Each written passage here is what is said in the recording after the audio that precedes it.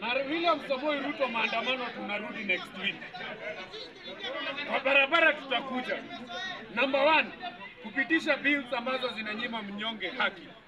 Number 2, lazima zirivaisiwe. Number 2, kwa mazishi ya Raila, kuna watu walikufa, kuna watu waliumia. William Samoei Ruto mazishi ikuwa yako, but ni yako because it is a state funeral.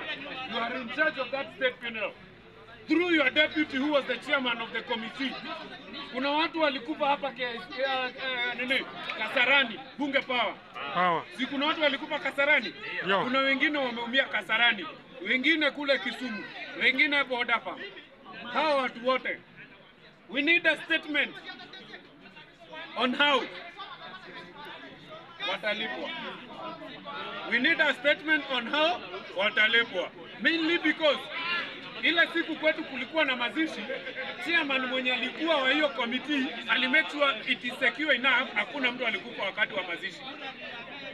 Lakini ule ambaye tulikuwa na yeye akichia ile mazishi ingine walishindwa, and as a state funeral the state is answerable. Hatuwezi uliza familia ya Oginga.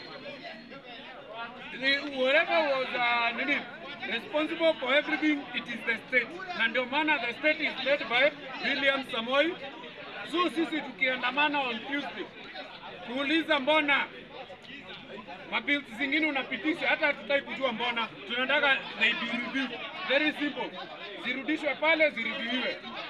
Number 2, tujue wale watu wamekufa na wameumia watakompensetiwa aje. Bunge Power. Bunge Power. So hiyo ndio mambo nataka kusema. Naomba